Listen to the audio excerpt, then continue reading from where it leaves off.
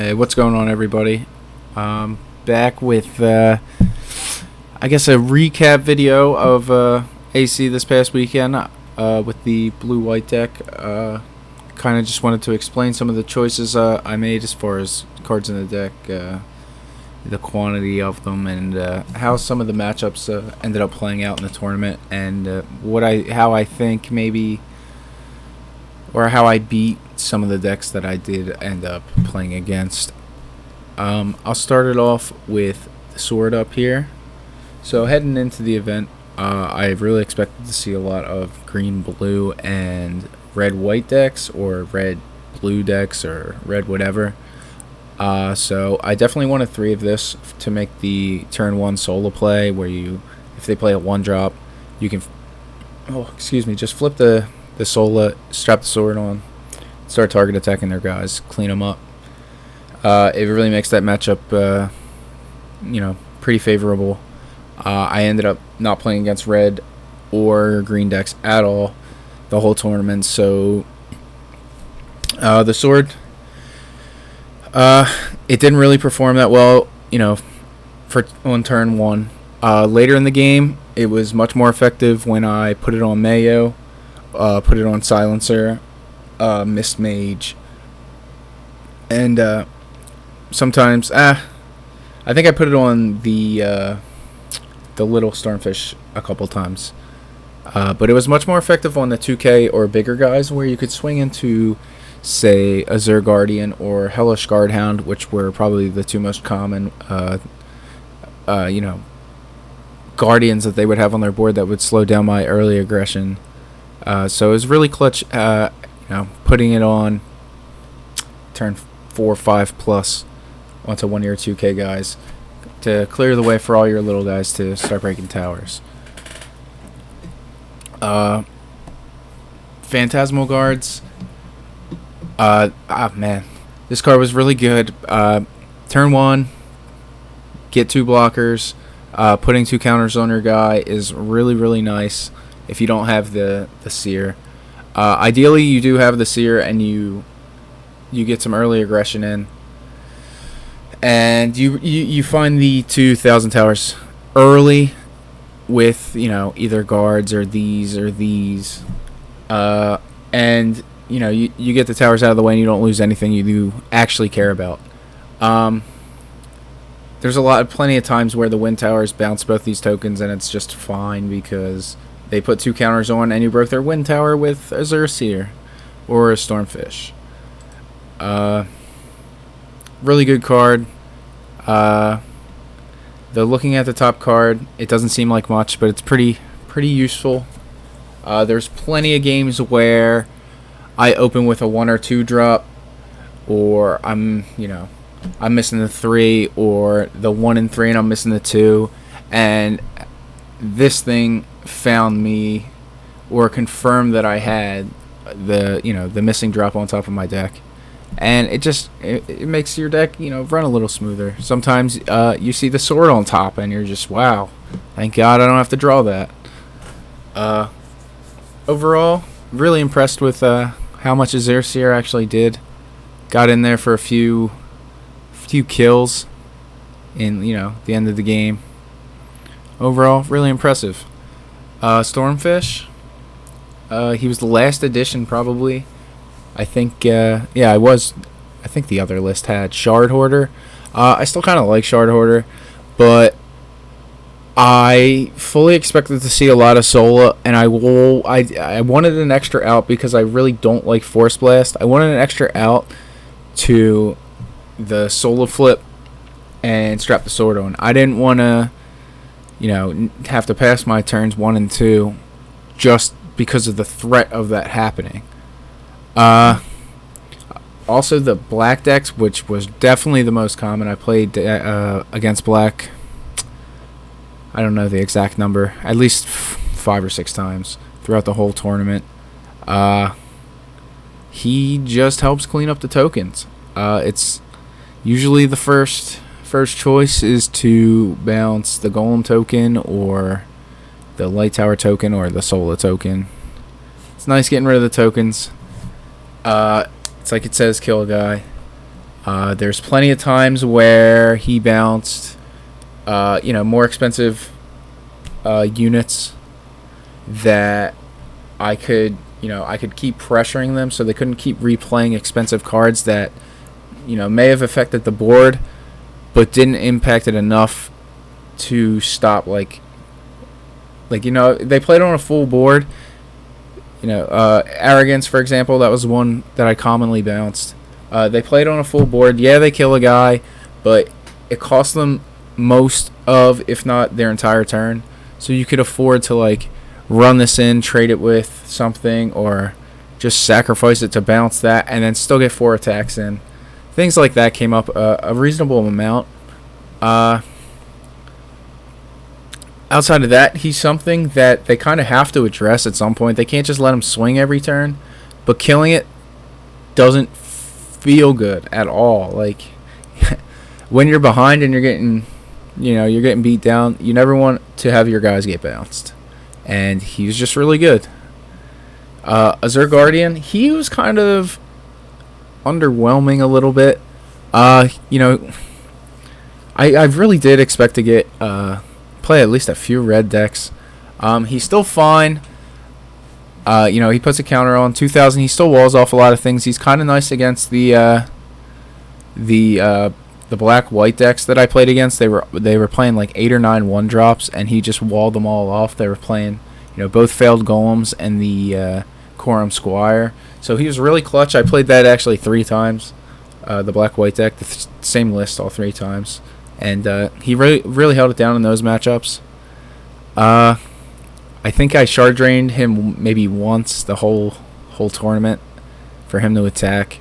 I did honestly expect to do that more often, but most people were playing Golem of Indolence that I played, and he was usually just a target. So, that's definitely what he did the most, was just get killed by Golem of Indolence. He's still fine. You still play 3. But, not the performance I expected from him. Holy Slash, this was the other last minute change. We swapped from 3 Holy Slash to 2 Holy Slash and 3 Assassin, as opposed to 2 Assassin. It's just, really solid removal. It's cheap for the late game. You're not shard draining much early, if ever. Since you're only playing 2 Assassins, and it's the only way you can do it. There's a lot of times later in the tournament where it really was clutch in killing an Indolence to save my guys. It was really clutch at hitting Destroyers when they attacked. I didn't get hit by many Destroyers thanks to this card and Phantasmal Guards. It's kind of rough a lot of the time having this card because if things are going the way you want them to,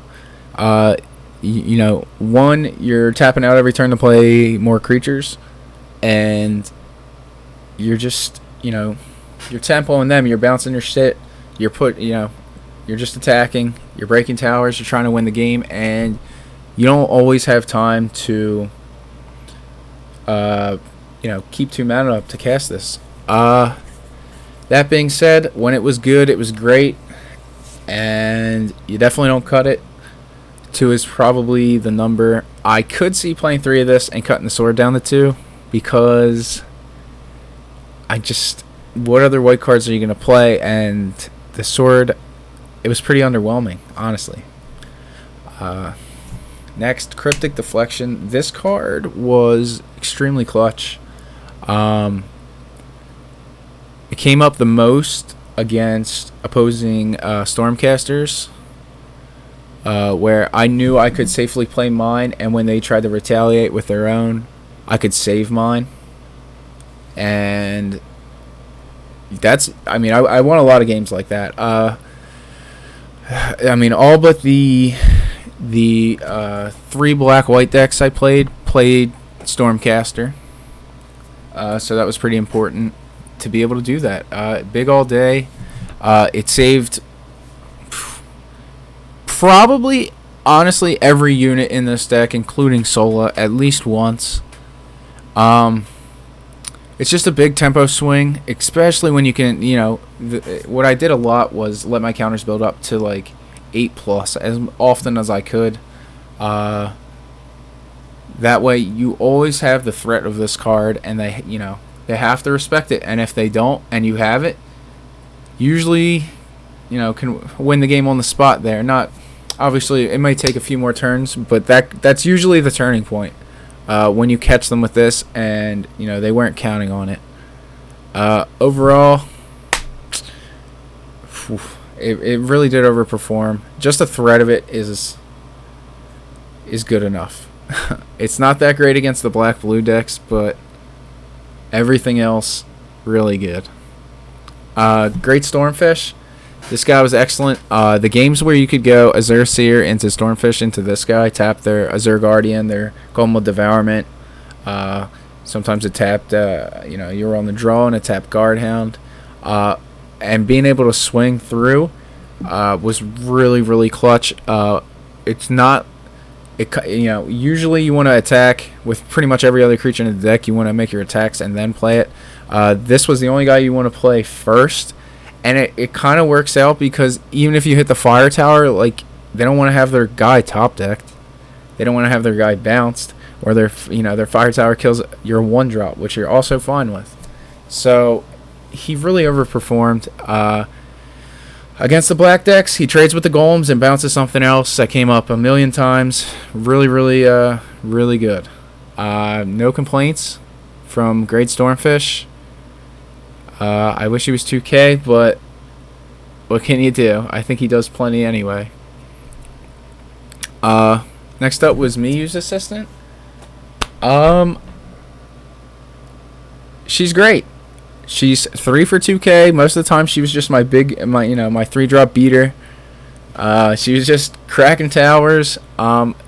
You like when she lives, but you don't care when she dies. Like, when you're swinging for towers, she's getting in there. They have to spend a real card to deal with it. It kind of got out of control later in the game where your Shards of Winter cost 3. There's a lot of times where I had my Shards of Winter costing 2, my Cryptic Deflection costing 1, and you don't have to spend counters, and it snowballs. They can't do anything. All your cards cost, like, nothing. A million times I cast her and then played guards for free. She just overperforms. 2K on a 3-drop. That's where I want to be. Really happy with her. She doesn't affect the board. Kind of sucks, but yeah, really happy with the size. She did work. She's going to be really good set 1 too. Alright. Quorum Assassin. This guy probably killed a lot of my opponents. He came down after shards a lot. The turns where you get to go, play the sword, put it on Mayu, put it on Silencer, whoever, attack, kill a guy, play Silencer, or play Assassin, remove the sword, kill a guy, Assassin, attack, kill a guy. Those turns are what win you the game a lot of the time.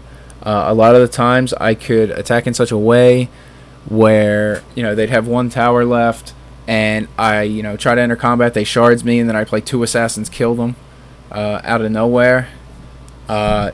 This card was really what I think set the deck over the top. Having a quickness guy that I feel like this deck probably shouldn't. Yeah, I don't know. In the other card games, I feel like, a deck like this wouldn't have access to this, if that makes sense. I don't know. Maybe I'm wrong. But this guy was incredible. He really puts the deck over the top.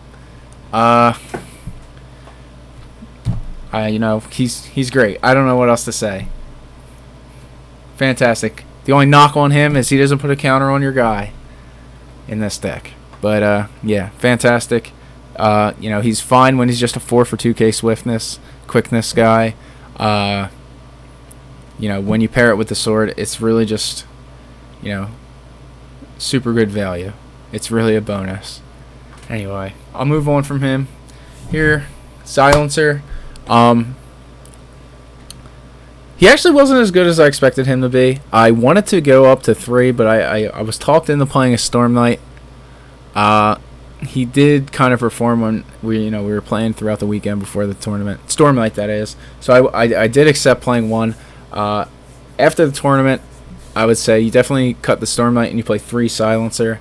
There was a handful of games where, I was just walled off by Devourments and Guardhounds and no bays and all the blockers, and this was just like, Shard Drain 3 times. I can attack with all my guys, and find a way to win the game. A lot of times, he was just a 4 for 25 and it was fine. A lot of times, later in the day when I was playing against the black white decks, they were playing the quickness white guys.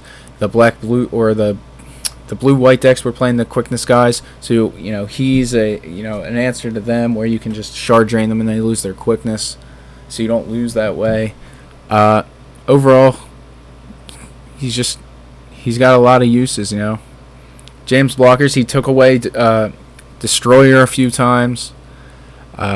He takes away Indolence's quickness after they discard the card, which is really nice. Overall, really solid. Probably would play 3 of them if I, had a chance to change it. One of the best cards in the deck, Shards of Winter. Man, this is usually how you end up winning games. This in combination with, Silencer or Assassin or really any amount of your units. It's really nice when they play 5 guys, and there's a lot of times where I had like 3 or 4 guys, they had like 4 guys. I could break the light tower and then just shards lock them so they couldn't play guys for the rest of the game and just keep killing their towers, and the only way they can stop that is shards. So against the black white decks, it was extremely effective. I played one light deck. I just locked them down the whole game with it. Overall, it's super good.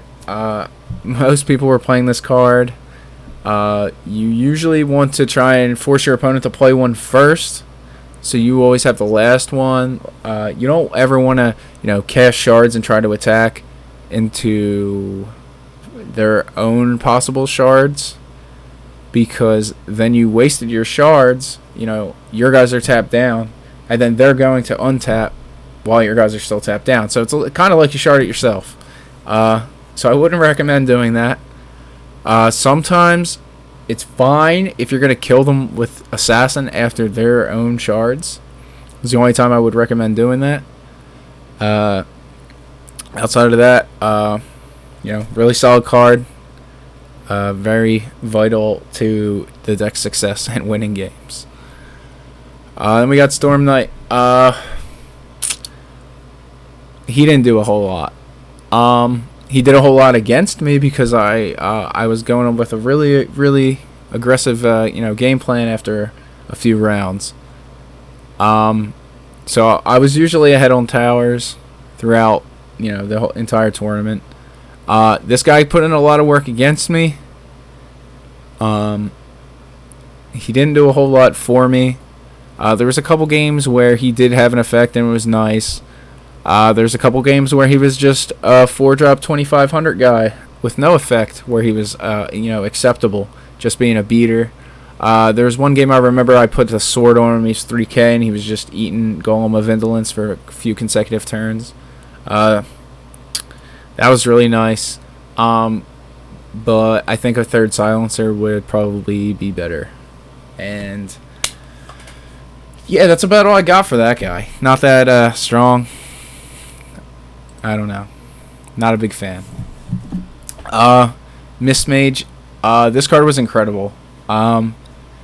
Being 3000, it's bigger than just about everything except the 6 drops.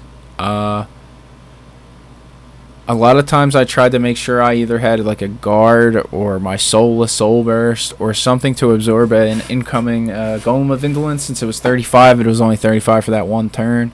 So I could play this, fix up my hand, and then if they tried to eat it with indolence, I could just keep it alive and then kill it on the crackback. A lot of times where I would lose the discard, like Golem of Avarice really hit me hard, or the few times where Vengeance did resolve and actually, really hurt. This guy was always there to bounce me back. Its biggest thing is that it's a 3K, and it's a +2 when you play it, but it's a 3K, and that is what really makes it dangerous. It doesn't die to Dusk Strike. There's a lot of times where this was the one that was getting the Cryptic Deflection, because it's such a pain for decks to deal with. Nobody has a good way to deal with it. He's not like your bomb, so like it's real nice when you can Cryptic Deflect a Holy Slash, because they just have to kill this thing somehow. Really impressive. I could consider 3, but I just don't know what else I would cut at the time. Really good card. And then obviously we got Stormcaster at the end here. Not surprising to hear that he was extremely good the entire tournament. I honestly don't know what to say about this guy that you don't already know. He does pretty much it all. It's really nice when you can play him and not care about theirs getting you on the way back with your own Cryptic Deflection. He's enormous. He's pretty damn hard to kill. You usually don't even have to cast him until way late.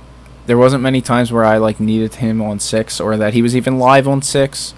I don't think I ever casted him when he was just no effect 6 for 4,000 destroyer. But yeah, he's your top end. He's really good. He closed out a few games for me, just being so big and double breaking. Obviously, putting 2 guys on the bottom of their deck is gonna be pretty insane when you get the full value. He's great. Everybody knows about that guy. No surprise there. Jemial, whatever you want to call him. He's great. I played a million black decks. I would just stack all the counters on him, as many as I could. When I gassed out, he was starting to make a comeback against my board, or whatever was happening. I'd always have 7 to 10 counters. I could draw a bunch of cards. Hopefully find what's best available. There's a lot of times where I'd have 10 counters, and they try to call Stormcaster my Stormcaster, and I would just dig, find Cryptic Deflection, save my Stormcaster, and end up winning the game because of it. A lot of times where just you got to find Shards, you got to find Assassin, you got to find Silencer to close out a game. It's really easy to put counters on him with all the this puts 2. All these guys get 1. It really adds up fast. It's just he's really good. Helps you thin through your deck. You find what you need.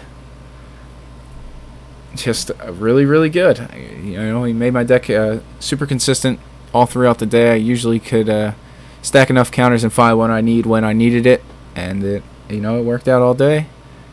And then last we got Sola. Sola, going into the tournament, I really expected to Soul Burst and do most of my damage that way with Sola and the sword to the aggressive decks that I expected would be, I guess, more popular than they were, or perform better than they did. I don't know. I expected to play against them, and I did not. So what ended up happening most of the time with Sola was just untapping all of my small guys, so they didn't die on the crackback to the black deck, and let them get counters. So I could always, in the early game, manage how many counters they would have, so I didn't get swarmed by golems and stuff, and I could still apply pressure. And then later in the game, it would Soul Burst to absorb an attack, a target attack, Soul Burst to absorb the Golem of Arrogance sacrifice. I know in the finals he tried to have me, my only guy was Stormcaster, so he tried to play the Arrogance, have me sack the Stormcaster, so you Soul Burst your soul in, you just sack it off, and you keep your guy. That happened a lot. But I would definitely say the untapping your guys so they don't die to their Golem of Avarice just being 2k bigger than your fish and your seer was a real big deal, especially since you give them a lot of counters sometimes with the Phantasmal Guards. Usually it's manageable, but overall Sola really good. So that's it for this. We're gonna have another more well-rounded, we'll talk about more decks prep video coming out in the next couple days for the Ohio regional, I guess it's called. Other than that, yeah, I don't know what's going on, so I'll see everybody next time.